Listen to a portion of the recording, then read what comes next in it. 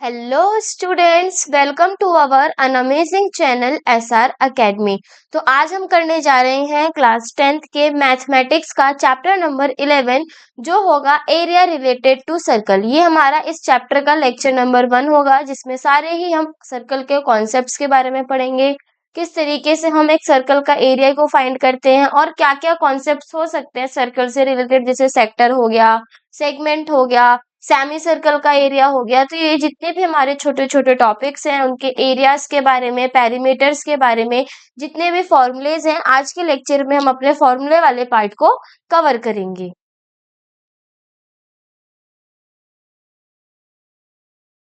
तो लेक्चर की शुरुआत करने से पहले अगर हम आज के लेक्चर के टॉपिक्स के बारे में बात करें तो क्या है आज के हमारे टॉपिक्स। फर्स्ट है हमारा सर्कल, यानी सर्कल के पेरीमीटर के बारे में, रेडियस और डायमीटर के रिलेशनशिप में, सर्कल के एरिया के बारे में, सेमी सर्कल का एरिया क्या होगा जब हमारे दो कॉन्सेंट्रिक सर्कल्स होंगे तो उस कंडीशन में हमारा एरिया क्या होगा, ये हम सर्कल के टॉपिक्स में पढ़ेंगे। देन मेजर आर्क और माइनर आर्क क्या होता है, उसको हम किस तरीके से किसी सर्कल के अंदर फाइंड आउट करते हैं। Then sector of a circle and its area, sector क्या होता है सर्कल का और उसका एरिया किस तरीके से फाइंड किया जाता है। Minor segment and major segment क्या होता है। एंड लास्ट जितने भी आज हम फॉर्मूले पढ़ेंगे उसको एक फॉर्मूले शीट में करेंगे ताकि सारे फॉर्मूले हमारे एक पर्टिकुलर शीट पर आ जाएं और एक साथ हो ताकि हमें याद करने में इजी रहे।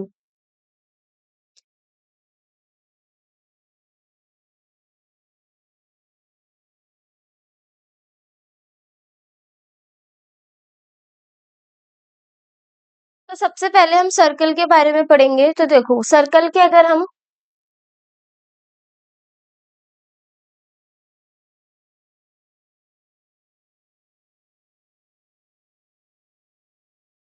ये है हमारे पास एक सर्कल, इस सर्कल का सेंटर है मानो ओ। तो ओ से लेकर के सर्कल की जो बाउंड्री है यहाँ तक का जो डिस्टेंस होगा उसे हम क्या बोलेंगे, रेडियस, जिसको किससे डिनोट करते हैं, स्मॉल आर से। और एक सर्कल की बाउंड्री से दूसरी बाउंड्री तक जो हम लाइन सेगमेंट को ड्रॉ करते हैं वो हमारा इसमें क्या कहलाता है, डायमीटर, जिसको हम स्मॉल डी से डिनोट करते हैं। अब अगर हम यहाँ पे सर्कल के सरकमफ्रेंस के बारे में बात करें तो जो सर्कल का सरकमफ्रेंस होगा वो बराबर होता है, सरकमफ्रेंस इज इक्वल्स टू में 2 पाई आर। अगर हम सर्कल के एरिया के बारे में बात करें, एरिया ऑफ अ सर्कल, तो सर्कल का एरिया क्या हो जाएगा हमारा पाई r²। इसी तरीके से मानो हमारे पास जो रेडियस है वो कितनी है r, तो डायमीटर क्या होगा, वो जो हमारा डायमीटर और रेडियस के बीच में रिलेशनशिप है वो ये है कि किसी भी सर्कल का जो रेडियस होता है वो बराबर होता है डायमीटर के हाफ के। और इसको हम ये भी लिख सकते हैं कि जो ट्वाइस ऑफ r है वो बराबर होगा हमारा d की। नाउ अब हमारे पास ये पूरा सर्कल है, अगर हम इसको हाफ कर दें यानी ये कैसा हो जाए हमारा हाफ, दिस वन, तो ये हमारा क्या कहलाएगा अब, सेमी सर्कल। हमने क्या कर दिया, सर्कल का हाफ कर दिया। तो जब हम सर्कल का हाफ करते हैं तो उस कंडीशन में जो हमारा सरकमफ्रेंस हो जाता है सर्कल का, वो होता है हमारा 2 पाई आर का हाफ, यानी ये हो जाएगा हमारा पाई आर। देखो पूरे सर्कल का जो सरकमफ्रेंस है वो 2 पाई आर है, अब हमने सर्कल को हाफ कर दिया तो ये हो जाएगा हमारा पाई आर प्लस में डी। अगर हम पूरे सरकमफ्रेंस की बात करें यहां से यहां तक का जो रीजन है वो तो पाई आर हो गया, लेकिन हम यहाँ पे इसमें डिस्टेंस को भी जोड़ेंगे क्योंकि सरकमफ्रेंस का मतलब ये होता है कि उस पर्टिकुलर फिगर की पूरी बाउंड्री की हम लेंथ को लेते हैं। तो जब हम सर्कल के केस में जाते हैं तो उसमें हो जाता है हमारा 2 पाई आर, लेकिन जब हम उसे सेमी सर्कल करते हैं तो ये 2 पाई आर का हाफ यानी पाई आर होगा। साथ में हम यहाँ से लेके यहाँ तक डायमीटर की डिस्टेंस को भी इसमें ऐड करते हैं। नेक्स्ट है हमारे पास area of a semi circle. तो एरिया क्या होगा सेमी सर्कल का, वो हो जाएगा हमारा सर्कल के एरिया का हाफ यानी पाई r² अपॉन में 2।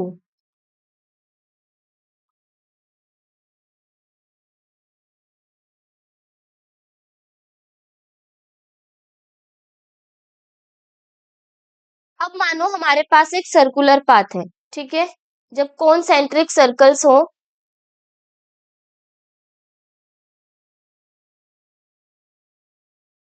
या फिर सर्कुलर पाथ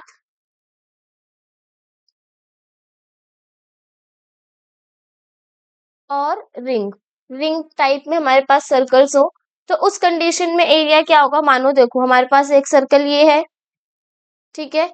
इसके बाहर हमारे पास एक सर्कल और होगा, दिस वन। तो ये जो छोटा वाला सर्कल है उसकी रेडियस क्या हो गई, स्मॉल आर। और जो हमारा ये बड़ा वाला सर्कल है उसकी रेडियस क्या हो गई, हमारी कैपिटल आर। तो यहाँ पे हम लिखेंगे let capital R and small r be radii of two circles. दो सर्कल्स की क्या है, ये रेडियस है।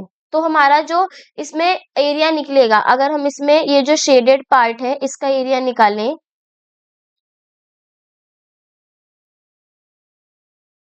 तो इसका एरिया क्या होगा, then area of shaded part.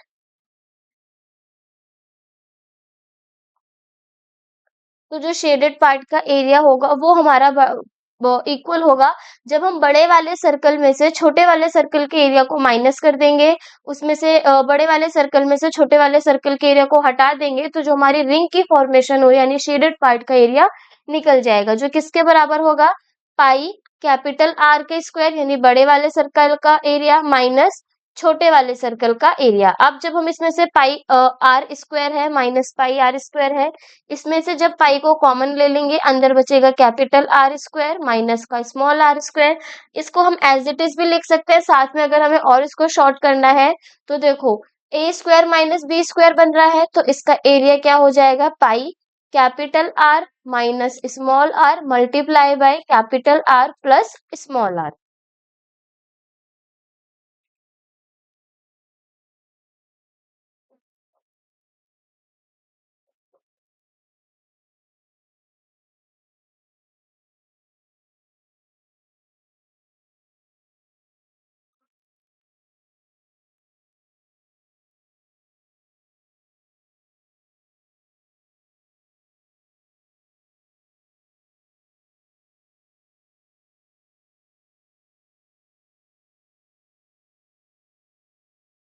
हमारे पास इस सर्कल से रिलेटेड एक क्वेश्चन आता है, रोटेटिंग रोटेटिंग व्हील से रिलेटेड। तो देखो अगर हमारे पास कोई भी व्हीकल्स दे रखा है, कोई भी गाड़ी दी गई है और ये बोला गया है कि बताओ वो जो रोटेटिंग व्हील है उसने कितना डिस्टेंस कवर किया है। फॉर एग्जांपल मानो हमारे पास यहाँ पे एक व्हील है, पहिया है जिसकी रेडियस दे रखी है हमें कुछ आर सेंटीमीटर। अब ये कितनी डिस्टेंस कवर करेगा वो हमें निकालना है। तो इस कंडीशन में हम क्या निकालते हैं कि जो भी हमारा रोटेटिंग व्हील होता है वो जो एक रिवॉल्यूशन में एक चक्कर में जितनी भी डिस्टेंस कवर करता है वो बराबर होता है सर्कल के सरकमफ्रेंस के बराबर। तो यहाँ पे अगर हम लिखें रोटेटिंग व्हील का concept,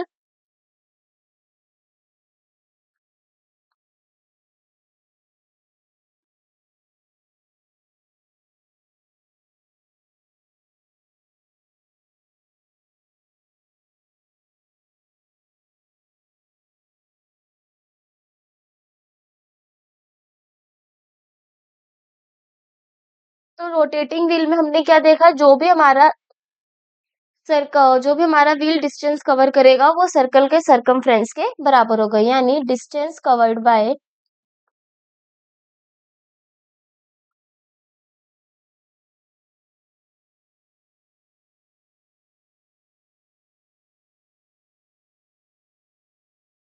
rotating wheel in one revolution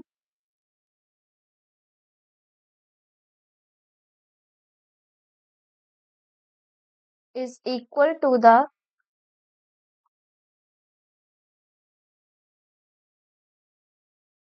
circumference of the circle, यानी एक रिवॉल्यूशन में जो हमारा व्हील डिस्टेंस कवर करेगा वो सर्कल के सरकमफ्रेंस के बराबर होगा। अब ये तो हमें पता चल गया कि एक रिवॉल्यूशन में जो डिस्टेंस है वो सर्कल के सरकमफ्रेंस के बराबर है। अब वो पूछे कि नंबर ऑफ रिवॉल्यूशंस दे रखे हो हमें, और पूछे नंबर ऑफ रिवॉल्यूशन को कंप्लीट करने के लिए एक रोटेटिंग व्हील को कितना मिनट लग रहा है, तो उस कंडीशन में हम क्या करेंगे, यहाँ पे हमारा एक फॉर्मूला बनता है, वो क्या है, the number of revolutions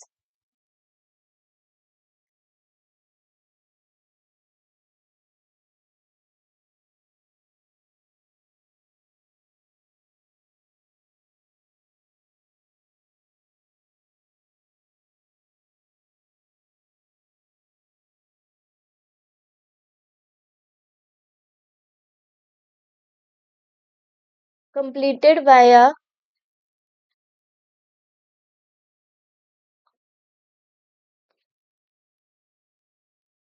rotating wheel in किसके बराबर होगा, यानी 1 minute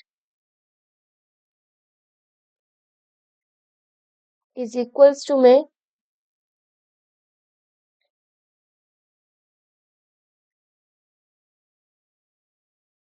distance moved in 1 minute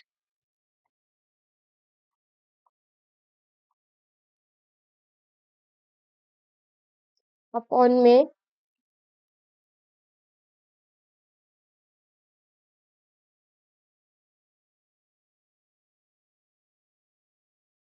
circumference of the circle, या फिर यहाँ पे सर्कल की जगह पे हम क्या लिख देंगे, व्हील।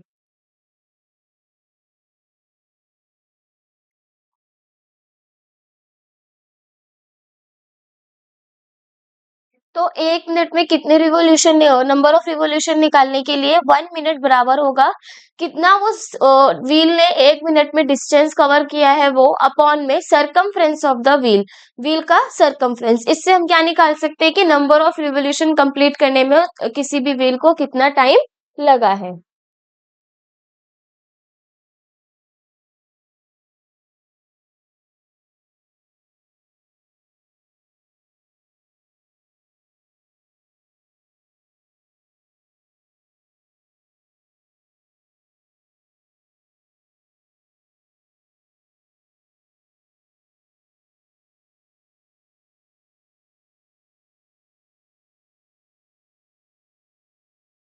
नेक्स्ट है हमारे पास area of sectors of a circle.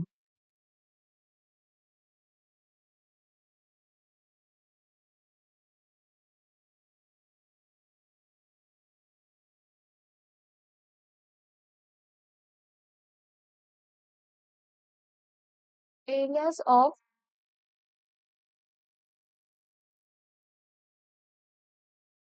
Sectors of a circle, circle में जो सेक्टर्स हैं उनके एरियाज के बारे में पढ़ेंगे। अब सबसे पहले ये देखते हैं कि आखिरकार ये सेक्टर्स क्या होते हैं। तो देखो, मानो हमारे पास ये सर्कल है, इस सर्कल का सेंटर क्या हुआ, ओ। अब इस सर्कल के सेंटर में एक हमारी रेडियस ये हो गई, और एक रेडियस हमारी यहाँ पर ये हुई। तो इस रेडियस की वजह से, और ये जो छोटी सी आर्क होती है, इस आर्क की वजह से जो भी हमारे यहाँ पे एक सेगमेंट का फॉर्मेशन होता है, एक पर्टिकुलर रीजन बनता है, जिसे हम क्या बोलते हैं, सेक्टर बोलते हैं। जैसे मानो ये ओ हो गया, ये हो गया ए, सी, बी, और यहाँ पे ये हो गया हमारा डी। तो यहाँ पे हम क्या लिखेंगे सेक्टर के बारे में कि सेक्टर क्या होता है, तो the area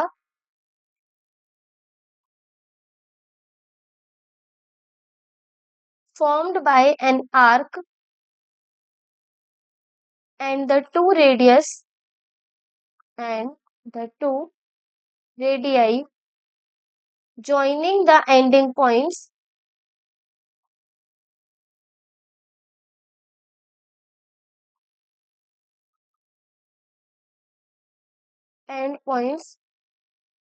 of the arc is called sector. उसे हम क्या बोलेंगे, सेक्टर। यानी एक आर्क की वजह से और दो रेडियस की वजह से जो हमारा एक एरिया फॉर्म होता है उसी को हम क्या बोलते हैं, सेक्टर बोलते हैं। अब देखो, जो हमारा दिस पोर्शन है, यानी सेक्टर बन रहा है ए ओ बी, ये हो जाएगा हमारा इसमें माइनर सेक्टर, क्योंकि ये छोटा है। और वहीं अगर हम बात करें इस सर्कल में जो रिमेनिंग पार्ट है, ये हो जाएगा हमारा एक मेजर सेक्टर। तो यहाँ से एक चीज ये क्लियर होती है कि अगर हम minor sector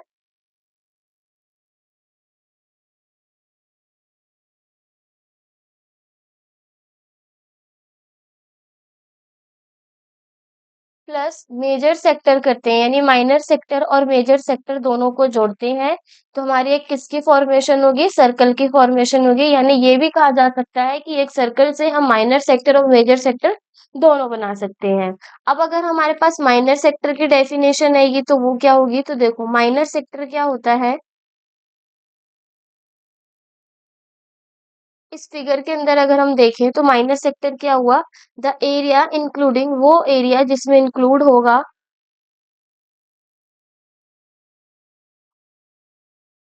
angle A O B, A O B, यानी this angle with point C, कौन से पॉइंट के साथ, सी पॉइंट के साथ, उसी को हम क्या बोलेंगे, माइनर सेक्टर बोलेंगे। तो यहाँ पे जो होगा हमारा ओ ए सी बी, वो क्या हुआ, एक हमारा माइनर सेक्टर हुआ। So O A B is the minor sector. अब अगर ये हमारा माइनर सेक्टर है तो यहाँ पे कुछ एंगल भी होगा ए ओ बी पे, तो उस एंगल को हमने मानो क्या माना है, थीटा। तो यहाँ पे हम ये कहेंगे angle A O B is the angle of the minor sector, वो क्या होगा, माइनर सेक्टर का एंगल होगा। अब अगर ये हमारा माइनर सेक्टर का एंगल है तो यहाँ पे जो हमारा सेक्टर का फॉर्मूला बनेगा वो क्या होगा, थीटा अपॉन में 360, यानी एरिया ऑफ द सेक्टर, किसी भी सेक्टर का एरिया जिसका एंगल कितना हो, थीटा हो, तो वो किसके बराबर होगा, थीटा बाय 360 इंटू में पाई आर स्क्वायर। ये क्या होता है, एक सेक्टर का फॉर्मूला होता है, वो क्या है, थीटा बाय 360 इंटू में पाई आर स्क्वायर। अब अगर हमसे बात की जाए मेजर सेगमेंट की, अभी तो हमने मेजर सेक्टर की, सॉरी, तो मेजर सेक्टर क्या होता है उसके बारे में हम यहाँ देखेंगे।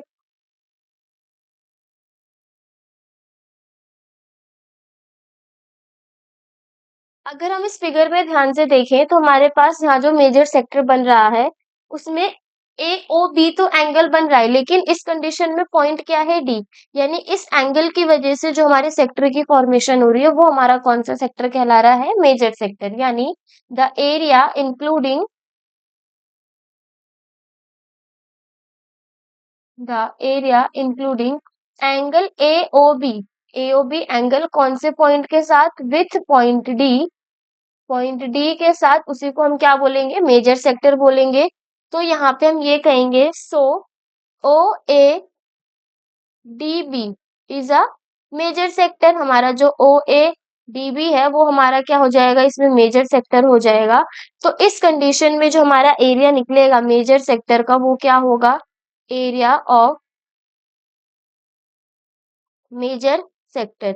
तो इसके एरिया के लिए अगर देखो हम इस पूरे सर्कल के एरिया में से इस छोटे माइनर सेक्टर के एरिया को माइनस कर देंगे तो जितना रिमेनिंग पोर्शन होगा वो किसका होगा, मेजर सेक्टर का। तो यहाँ पे जो हमारा फॉर्मूला बना area of the major sector वो बराबर होगा पाई आर स्क्वायर माइनस में एरिया ऑफ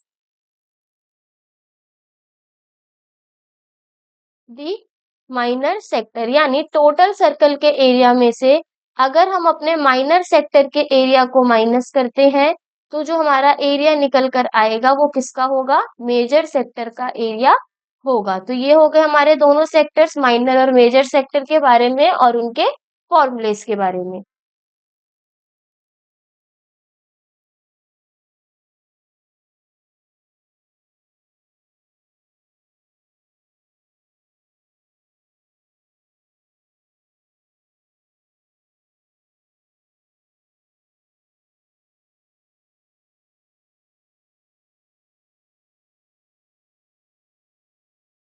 तो देखो अगर हम यहाँ पे एक सर्कल को ड्रॉ करते हैं, अभी हमने सेक्टर के बारे में पढ़ा, सेक्टर में हमने यहाँ आर्क को मेंशन किया कि एक आर्क और दो रेडियस मिलकर सेक्टर की फॉर्मेशन करते हैं।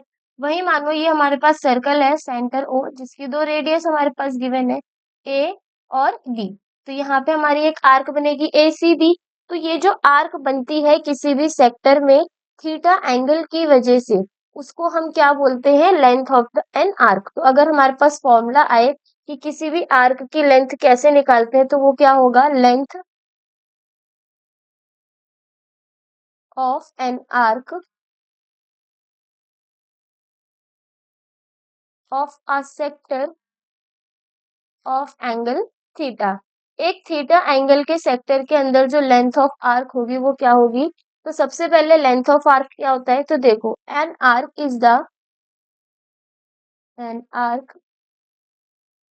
The piece of the circumference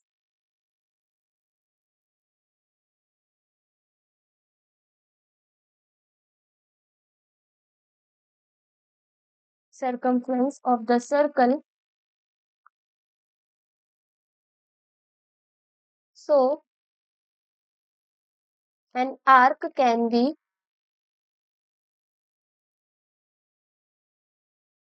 calculated as the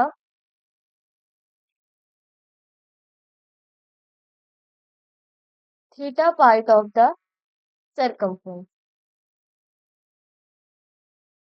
ठीक है, तो देखो हमारा सरकमफ्रेंस टोटल सर्कल का क्या होता है, वो पाई आर होता है, 2 पाई आर। तो इसी सरकमफ्रेंस का एक छोटे से पीस को ही हम क्या बोलते हैं, आर्क बोलते हैं। तो किसी भी सर्कल के अंदर सेक्टर थीटा की वजह से जो लेंथ बनती है आर्क की, वो किसके बराबर होती है, यानी length of an arc of a sector of angle theta किसके बराबर होता है, थीटा अपॉन में 360 डिग्री, थीटा अपॉन में 360 इंटू में 2 पाई आर। एक चीज और, जो हमारी लेंथ होती है किसी भी सेक्टर के अंदर आर्क की, उसको हम एल से रिप्रेजेंट करते हैं, यानी एल बराबर होता है किसके, थीटा बाई 360 डिग्री इंटू में 2 पाई आर के।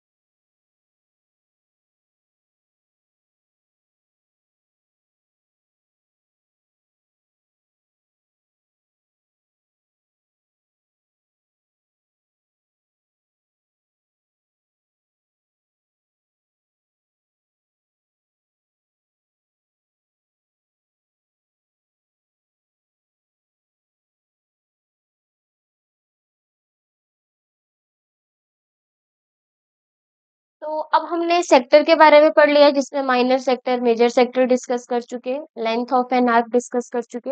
अब है हमारे पास एरिया, सर्कल के अंदर सेगमेंट्स का एरिया। तो नेक्स्ट टॉपिक क्या हुआ हमारे पास, इसमें areas of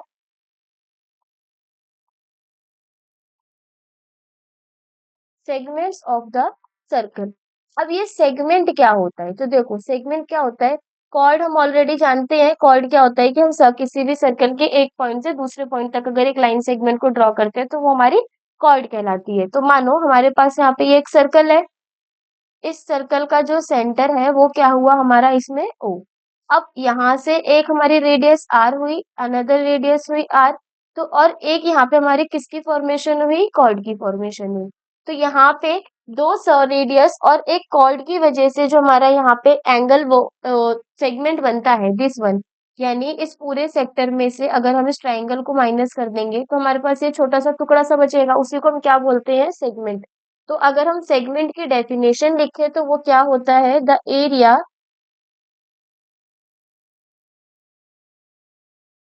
made by an arc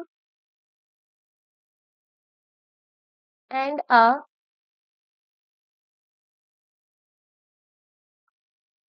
chord is called the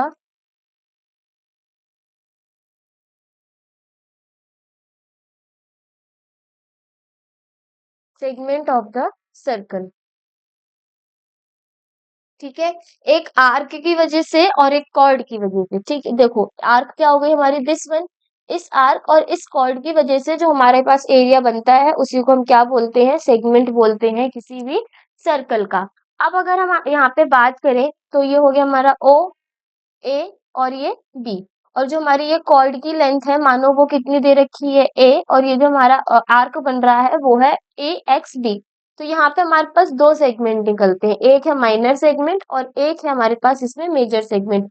simple सा, माइनर सेगमेंट मतलब वो सेगमेंट जो छोटा हो, तो इस सर्कल के अंदर जो हमारा ये सेगमेंट है ये छोटा है तो इसी को हम क्या बोलते हैं, माइनर सेगमेंट बोलते हैं। इसी तरीके से जो रिमेनिंग पोर्शन है वो क्या हो जाएगा हमारा इसमें मेजर सेगमेंट। तो जिस तरीके से हमारा माइनर सेगमेंट, माइनर सेक्टर और मेजर सेक्टर मिलके किसकी फॉर्मेशन करते हैं, सर्कल की, इसी तरीके से अगर हम माइनर सेगमेंट को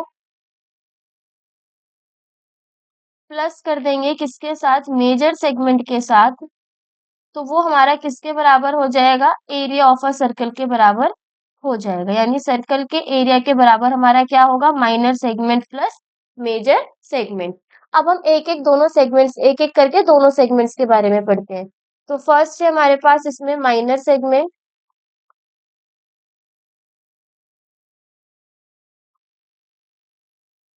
अब ये माइनर सेगमेंट क्या है, तो देखो, माइनर सेगमेंट वो एरिया जो हमारा इसमें कॉर्ड ए बी और आर्क एक्स की वजह से बना है, वही हमारा क्या कहलाएगा, माइनर सेगमेंट। तो द एरिया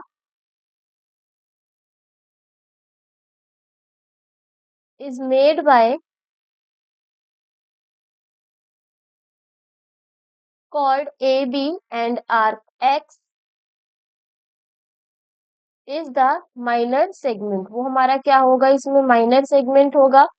अब अगर हम इस माइनर सेगमेंट के एरिया के बारे में बात करें, तो जो एरिया होगा माइनर सेगमेंट का वो होगा हमारा area of minor segment is equals to में area of minor sector, area of minor sector minus में area of triangle A B O. अगर हमें माइनर सेगमेंट के एरिया को फाइंड करना है तो उसके लिए सबसे पहले हमें इस माइनर सेक्टर जो हमारा ए ओ बी बन रहा है, या फिर ए ओ एक्स भी हमारा जो ये सेक्टर बन रहा है, उस पूरे सेक्टर में से इस ट्राइंगल के एरिया को अगर हम माइनस करेंगे तो रिमेनिंग पार्ट हमारा जो बचेगा वो क्या होगा, हमारा माइनर सेगमेंट। इसी के साथ साथ हमारे पास इसका एक और फॉर्मूला है कि जो माइनर सेगमेंट का एरिया होता है वो बराबर होता है हमारा थीटा अपॉन में 360 इंटू में पाई आर स्क्वायर माइनस में half of r square sine theta. तो हमारे पास दो फॉर्मूले हो गए माइनर सेगमेंट के, या तो हम माइनर सेक्टर के एरिया में से ट्राइंगल का एरिया माइनस कर दे, या फिर थीटा अपॉन में 360 इंटू में पाई आर स्क्वायर में से माइनस कर दे half of r square sine theta को।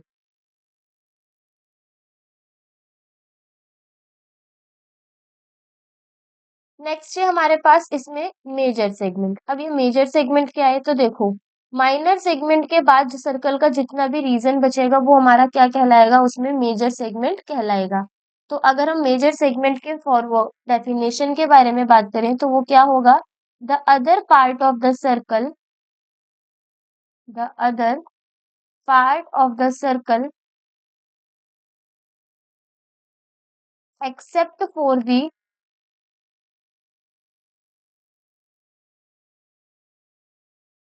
Area of minor segment, minor segment के सिवा सर्कल का जितना भी पार्ट रिमेनिंग है वो हमारा क्या कहलाएगा, उसमें मेजर सेगमेंट कहलाएगा। अगर हम एरिया की बात करें इसमें, तो जो एरिया होता है मेजर सेगमेंट का, यानी एरिया ऑफ मेजर सेगमेंट, वो किसके बराबर होगा, अगर हम अपने टोटल सर्कल के एरिया में से माइनस कर दे माइनर सेगमेंट के एरिया को, तो हमारा किसका एरिया निकल के आ जाएगा, मेजर सेगमेंट का एरिया निकल जाएगा। यानी area of major segment is equals to में pi r square minus area of minor segment.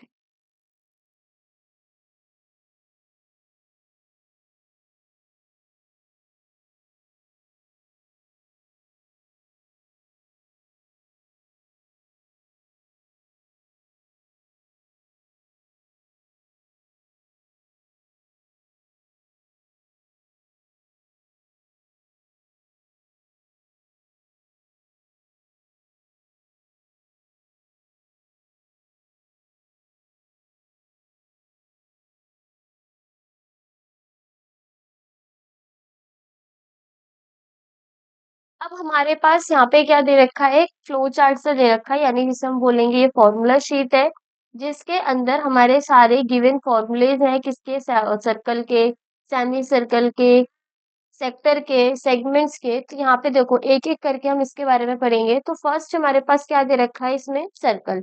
Circle का जो एरिया होता है वो किसके बराबर होता है, पाई आर स्क्वायर के। और हमें पता है इस पाई आर स्क्वायर के फॉर्मूले में, देखो ये हमारे पास किसका एरिया गिवन है, सर्कल का। सर्कल का एरिया क्या होता है, पाई आर स्क्वायर। और हमें पता है जो रेडियस है वो बराबर होता है किसके, डायमीटर के हाफ के। तो जब हम आर स्क्वायर में यहाँ पे d/2 का स्क्वायर करेंगे तो जो किसके बराबर आ जाएगा, पाई d का स्क्वायर हो गया d स्क्वायर, और 2 का स्क्वायर हो गया हमारा 4। तो जो सर्कल का एरिया है वो पाई आर स्क्वायर भी होता है और पाई d स्क्वायर बाय 4 भी होता है। इसी तरीके से अगर हम इसमें पेरीमीटर की बात करें तो सर्कल का जो पेरीमीटर यानी सरकमफ्रेंस होता है वो हमारा बराबर होगा 2 पाई आर के। और हमें पता है रेडियस किसके बराबर होता है, d/2 के।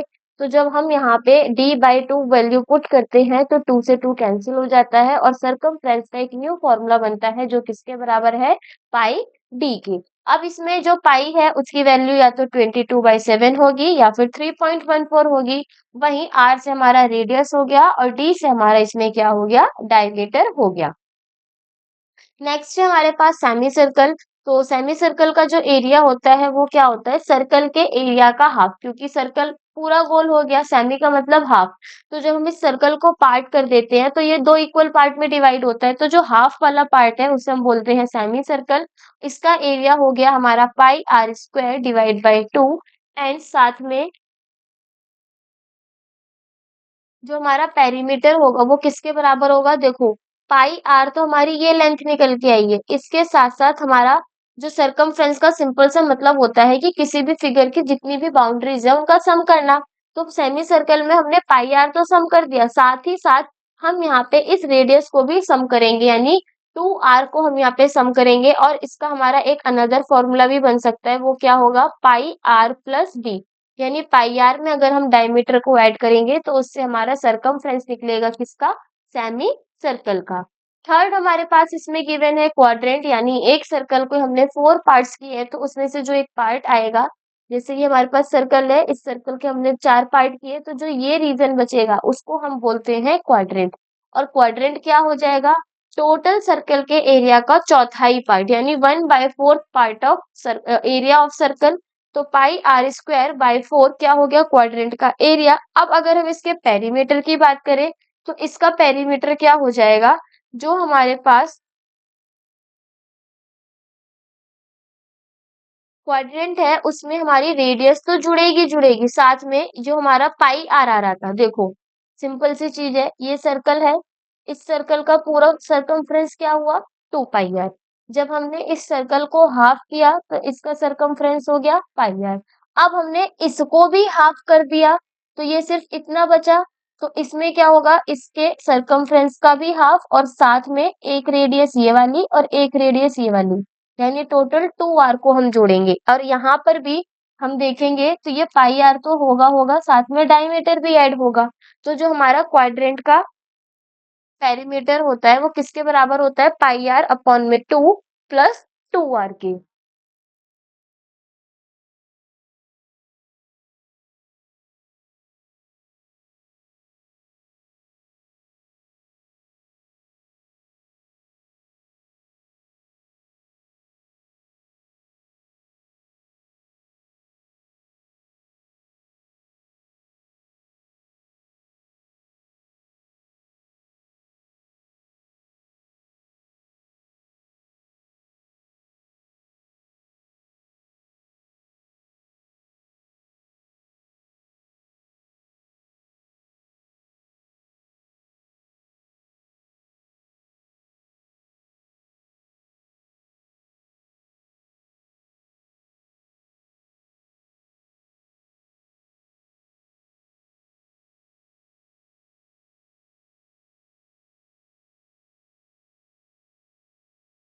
नेक्स्ट हमारे पास फिगर्स हैं, जैसे फर्स्ट फिगर हमारी दे रखी है रिंग की। तो देखो रिंग के कंडीशन में क्या होगा, एक हमारे पास बड़ा सर्कल होगा और एक छोटा सर्कल होगा। तो जो ये हमारे पास बड़ा वाला सर्कल है उसकी रेडियस क्या हुई आर, कैपिटल आर, और जो छोटा सर्कल है उसकी रेडियस क्या हुई हमारी स्मॉल आर। तो इस कंडीशन में जो एरिया होगा वो हमारा किसके बराबर होगा, pi capital are plus small r multiply by capital are minus small are.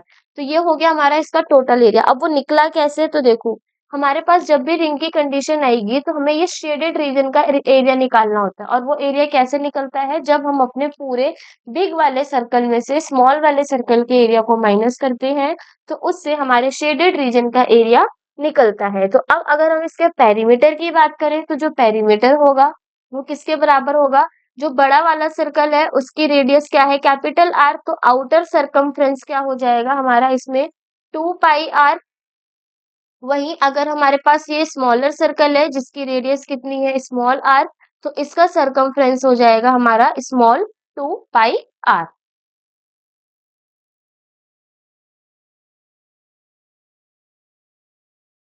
Next है हमारे पास फिगर इसमें सेक्टर। तो सेक्टर की फॉर्मेशन कैसे होती है, जब हमारा एक आर्क और दो रेडियस मिलते हैं तो जो हमारे एरिया बनता है वो किसका बनता है, सेक्टर का। तो जो सेक्टर का एरिया हुआ वो किसके बराबर होता है, थीटा अपॉन में 360 इंटू में पाई आर स्क्वायर के। और दूसरा हमारे पास इसमें फॉर्मूला गिवन है 1/2 इंटू एल इंटू में आर। अब देखो यहाँ से एक चीज और क्लियर होती है, जो एल का फॉर्मूला था वो किसके बराबर था, थीटा अपॉन में 360 इंटू में 2 पाई आर के। तो हम इस थीटा अपॉन में 360 को क्या लिख सकते हैं, एल अपॉन में 2 पाई आर। तो यहाँ पे भी हमने क्या रखा है, ये जो थीटा अपॉन में 360 था उसकी जगह पे हमने रखा है यहाँ पे एल अपॉन में 2 पाई आर मल्टीप्लाई बाय ये हो गया हमारा पाई आर स्क्वायर। तो पाई आर से पाई आर कैंसिल हो गया तो सिर्फ कितना बचा, एल अपॉन में 2 आर। और यही हमारा किसका फॉर्मूला है, सेक्टर का। तो सिंपल उसने आर्क, जो हमारा लेंथ ऑफ एन आर्क है, उस फॉर्मूले से एलिमिनेट करके सेक्टर के फॉर्मूले को निकाला है। अब इसको शॉर्ट फॉर्म में करने का रीजन क्या है, तो देखो अगर मानो हमारे पास किसी भी सेक्टर का क्या गिवन ना हो, एंगल गिवन ना हो, सिर्फ और सिर्फ क्या दे रखा हो, लेंथ दे रखी हो आर्क की और रेडियस। तो जैसे 1 मार्क्स और 2 मार्क्स के क्वेश्चन होंगे तो उसमें हमें फिर वो थीटा निकालने की रिक्वायरमेंट नहीं होगी, डायरेक्ट हम आर्क की लेंथ को रखेंगे, उसको मल्टीप्लाई करेंगे हाफ ऑफ रेडियस के साथ, जिससे हमारा सेक्टर का एरिया निकल जाएगा। अब अगर हम इसके पेरीमीटर की बात करें तो जो सेक्टर का पेरीमीटर होता है वो बराबर होगा थीटा अपॉन में 360 इंटू में 2 पाई आर। अब ये थीटा अपॉन में 360 इंटू में 2 पाई आर है क्या, तो ये है हमारी आर्क की लेंथ। यानी यहाँ से यहाँ तक का जो लेंथ है वो किसके बराबर होगा, थीटा बाई 360 इंटू में 2 पाई आर के। अब सरकमफ्रेंस में हो या पेरीमीटर में, उसमें हमारी सारी बाउंड्रीज ऐड होती है।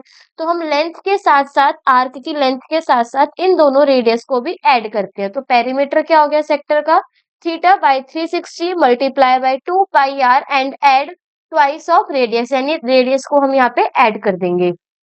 लास्ट है हमारे पास इसमें सेगमेंट के बारे में।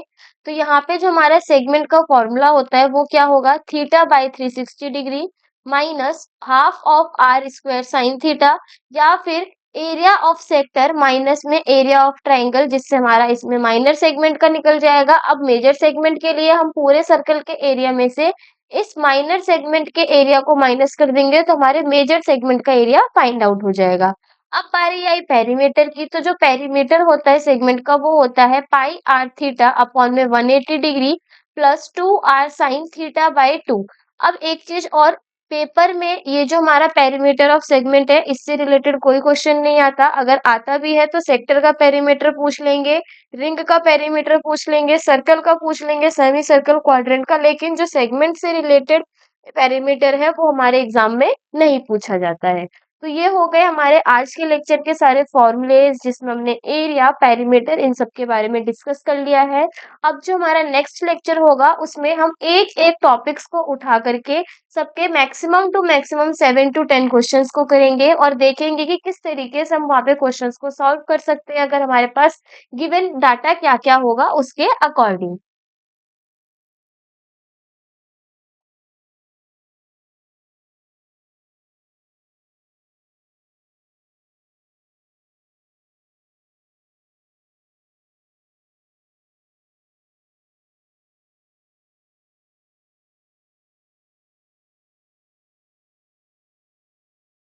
अगर हम आज के लेक्चर के समरी के बारे में बात करें तो आज के लेक्चर में हमने सर्कल रिलेटेड जितने भी हमारे फॉर्मूलेस थे उन सब के बारे में डिस्कस किया। यानी आज का जो हमारा पूरा लेक्चर था वो हमारे सर्कल के जितने बेसिक कॉन्सेप्ट्स थे, जितने फॉर्मूलेस थे उनके ऊपर था। नेक्स्ट लेक्चर में हम इसी चैप्टर के रिलेटेड जितने भी पर्टिकुलर हर एक फिगर से जितने भी क्वेश्चंस हैं उनके बारे में डिस्कस करेंगे। तो मिलते हैं अपने नेक्स्ट लेक्चर में जिसमें हम अपने सर्कल के रिलेटेड क्वेश्चंस को सॉल्व करेंगे।